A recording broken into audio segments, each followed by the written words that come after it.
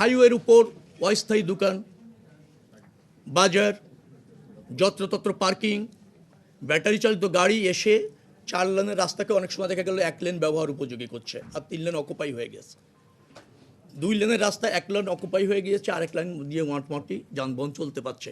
সেই সুযোগ থাকবে না। হাইওয়ে পুলিশ এটা নিশ্চিত করবে, স্থানীয় প্রশাসনের সহযোগিতা এটা নিশ্চিত করবে। প্রয়োজনে ওখানে জনপ্রতিনিধির ব্যবহার করা হবে যদি ওই ধরনের পরিস্থিতির উদ্ভব হয়। তারপর আমাদের রয়েছে ফিটনেস বিভিন্ন গাড়ি, যেগুলি আপনার অল্প সময়ের মধ্যে মেরামত করে, যাত্রী প্রচুর চাপ থাকে বিধায় রাস্তায় তারা চলে আসতে পারছে, সেটা আপনার এই সমস্ত ওয়ার্কশপে নজরদারি করা হবে। ফিটনেসবিহীন গাড়ি কোনো অবস্থাতে রাস্তার উপর উঠতে পারবে না, এটা নিশ্চিত করা হয়েছে।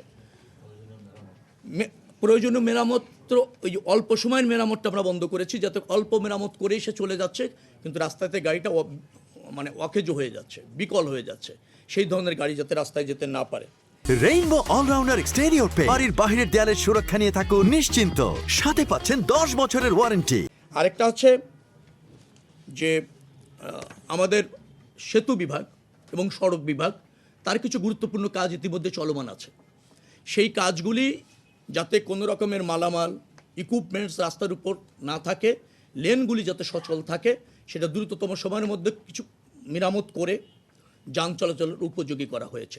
কিছু গুরুত্বপূর্ণ জায়গা আছে, সেই জায়গাগুলিতে ধরেন যাত্রী উঠানামা এরকম হয়, অথবা গাড়ি ব্যাক করে কিন্তু স্টেশনে আসতে পারছে না, মানে বাস স্টপেজে আসতে পারছে না। উত্তরা থেকে আসাকালীন খালি গাড়ি আসছে উত্তরবঙ্গ থেকে, উত্তরা আসলেই যাত্রীরা উঠে যাচ্ছে, সেখানে উঠে পড়ছে। তো সেখানেও আবার যাতে বেশি ভাড়া নিতে না পারে, সেখানেও যাতে পুলিশের একটা নজরদারি থাকে, সেই গাড়িগুলো ওখানে জটলা যাতে তৈরি না করে, তারা যাতে ওখান থেকে প্যাসেঞ্জার নিয়েও চলে যেতে পারে নির্বিঘ্নে এবং জটলা ছাড়া, ভাড়া বৃদ্ধি ছাড়া, সেটাও নিশ্চিত করা হয়েছে, নির্দেশনা দেওয়া হয়েছে।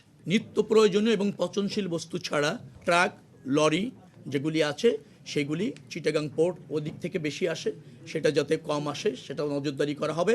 এবং চিটাগাং পোর্ট কর্তৃপক্ষ বলা হয়েছে যে নিত্য প্রয়োজনীয় জিনিস এবং পচনশীল বস্তু ছাড়া অন্যান্য জিনিস খুব গুরুত্বপূর্ণ না হলে সেগুলি যাতে বন্দর থেকে খালাসটা একটু কম হয়।